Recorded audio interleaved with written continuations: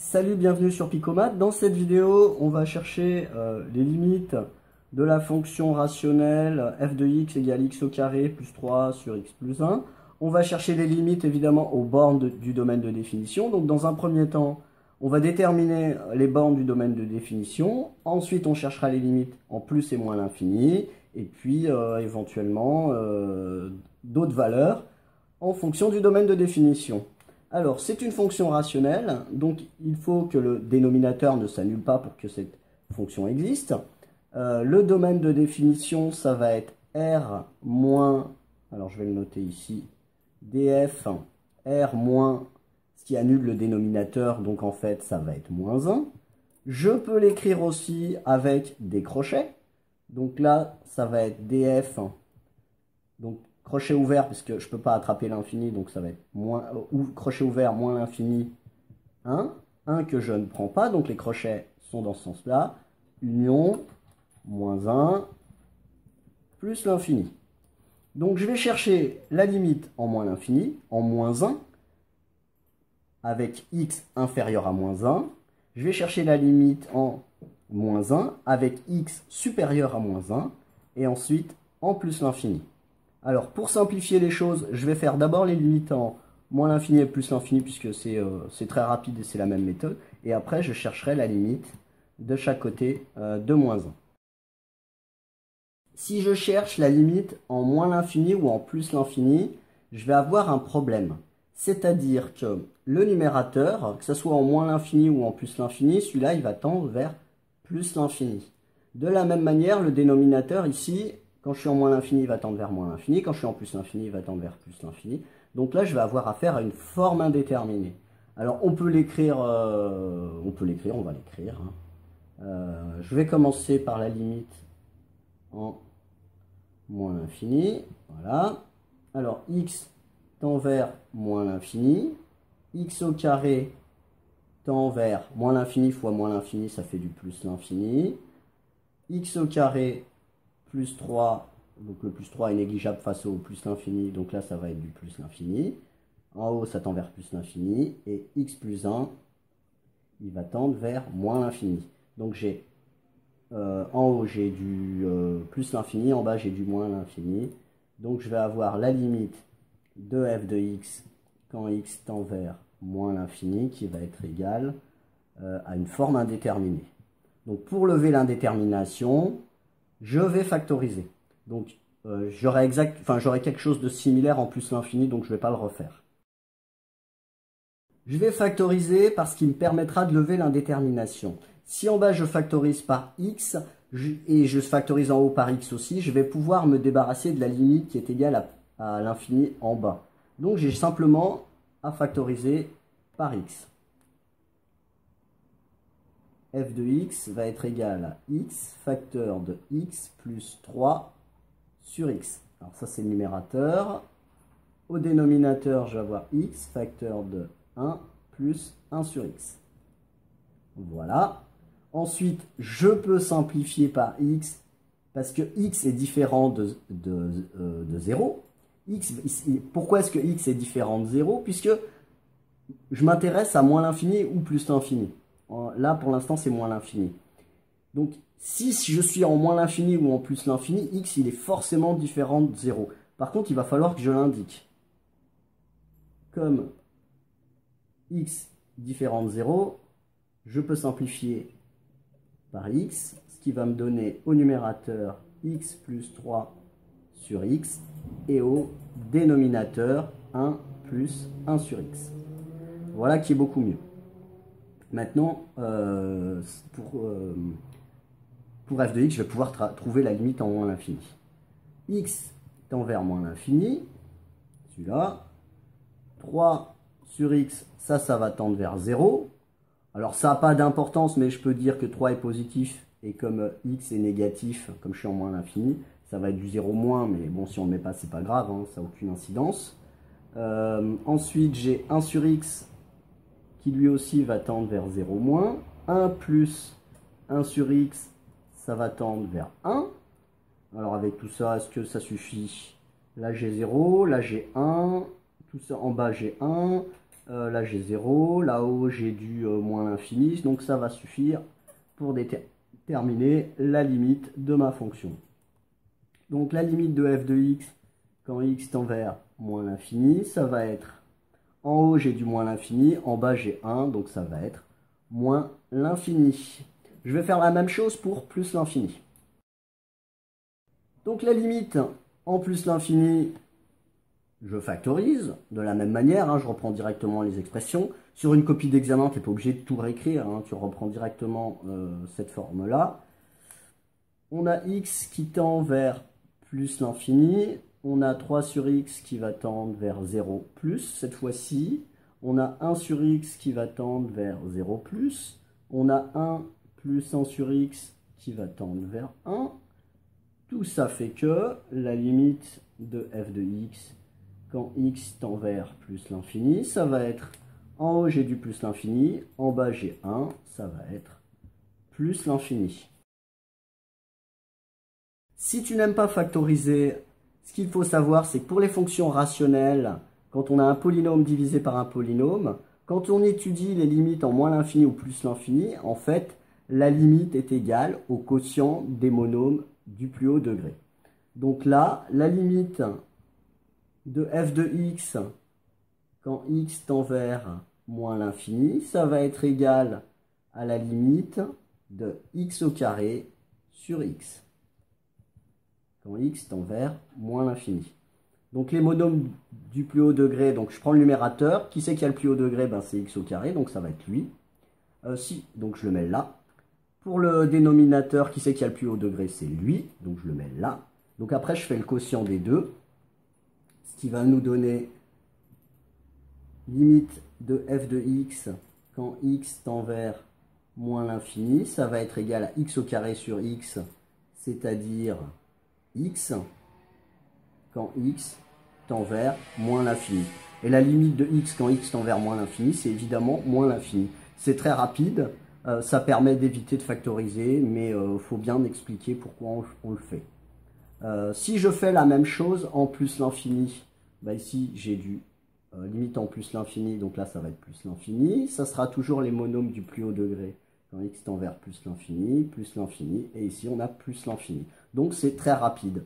Et puis si on t'oblige à factoriser dans les exercices, ou si ton prof il préfère que tu factorises, ce moyen-là te permet de te vérifier super rapidement. Maintenant je vais passer aux limites en moins 1, alors avant moins 1 et après moins 1. Alors je vais chercher la limite en moins 1 avec x inférieur à moins 1. Là ça change un petit peu. Donc, je vais chercher la limite du numérateur et après, je vais m'occuper du dénominateur. Si je prends x qui tend vers moins 1 avec x inférieur à moins 1, donc on met un signe inférieur sous la flèche, je vais avoir, le numérateur c'est x au carré plus 3. Donc, je vais avoir moins 1 au carré, ça fait 1, 1 plus 3, 4. Ça, le numérateur va tendre vers 4. Ensuite, le dénominateur. Le dénominateur, c'est x plus 1. Vers quoi va tendre x plus 1?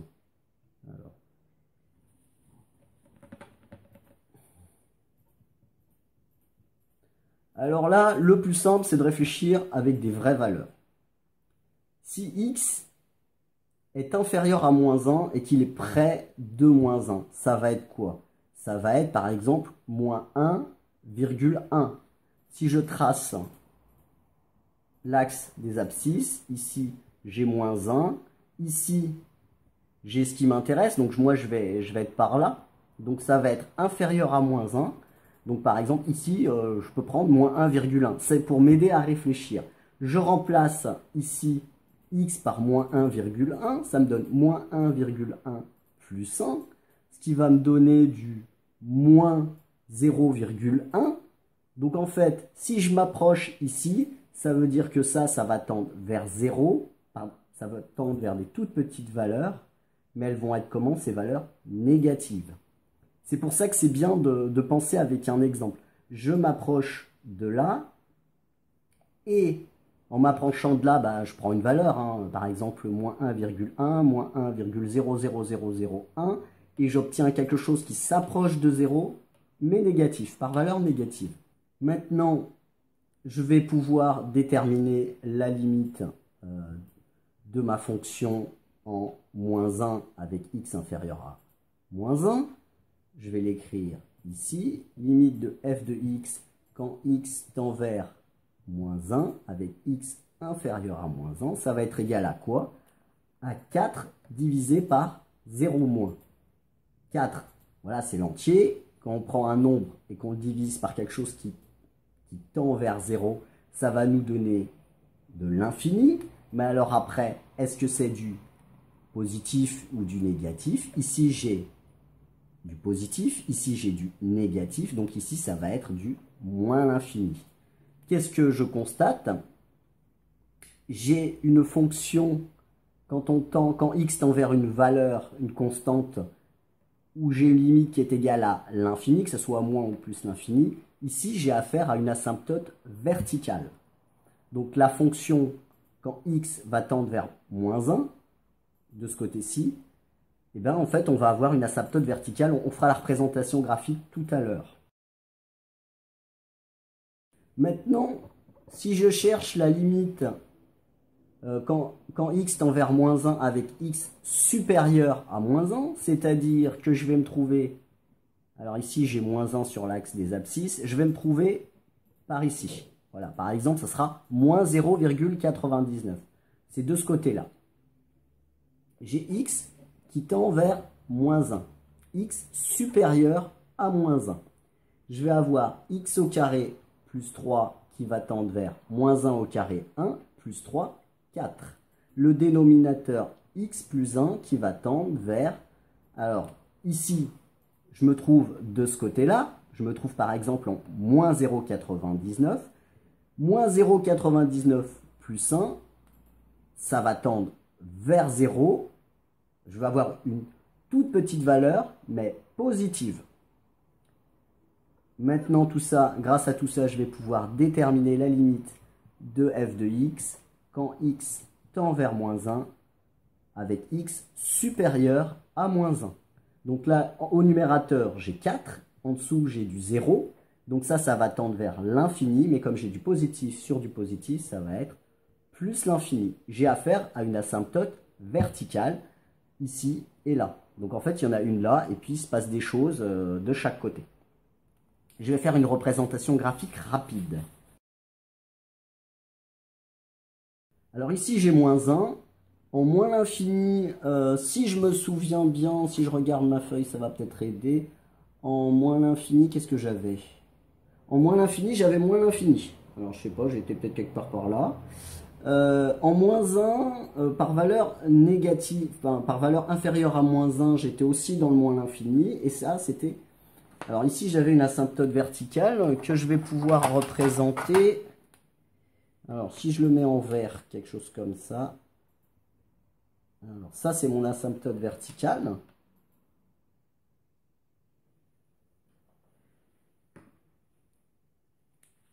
Alors, j'ai l'asymptote verticale, ça veut dire que je vais m'approcher ici comme ça de moins l'infini. Donc ici, je ne sais pas trop ce qui se passe, hein, peut-être quelque chose comme ça. De l'autre côté, pareil, hein, quand j'étais en moins 1 avec x supérieur à moins 1, j'avais du plus l'infini, donc j'avais quelque chose comme ça. Et puis en x tend vers plus l'infini, qu'est-ce que j'avais? J'avais du plus l'infini.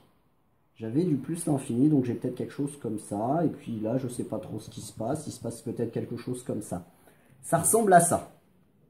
Maintenant, quand je vois ces choses-là, je me demande s'il n'y aurait pas une asymptote oblique ici ou là. Et puis, est-ce que ça serait la même? Alors, pour déterminer s'il y a une asymptote oblique, le plus simple, c'est de faire une division. C'est-à-dire, on fait une division euclidienne de polynômes. Celui-ci divisé par celui-là. Allons-y. Alors, x au carré. Alors là, je suis obligé de rajouter, de gruger un peu et de mettre 0x, hein, ça va m'aider. Ici, j'ai du x au carré. Alors, ça va m'aider de mettre 0x. Hein, plus 3 pour faire ma division euclidienne. Ici, je divise par x plus 1. Alors, ici, quelque chose... Alors, j'ai fait une vidéo sur la division euclidienne, mais on va le faire rapidement. X fois x, ça fait x au carré.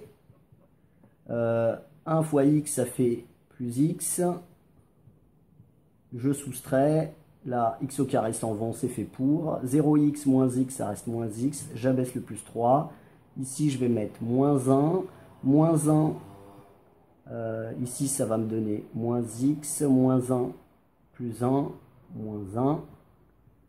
Voilà. Je soustrais. Moins x, plus x, ça fait 0x, tout va bien. 3 plus 1, 4. Donc, ça veut dire que ma fonction f de x est égale à x moins 1 plus 4 sur x plus 1. Et bien voilà qui est pas mal du tout. Quand x tend vers plus l'infini ou moins l'infini, cette chose-là tend vers 0. Donc on a bien une asymptote oblique qui doit être x moins 1, qui est x moins 1. Voilà. C'est tout bête. J'espère que tu as bien suivi et bien compris. S'il y a des soucis, tu peux toujours en parler dans les commentaires. Je fais des vidéos régulièrement. À bientôt sur Picomat.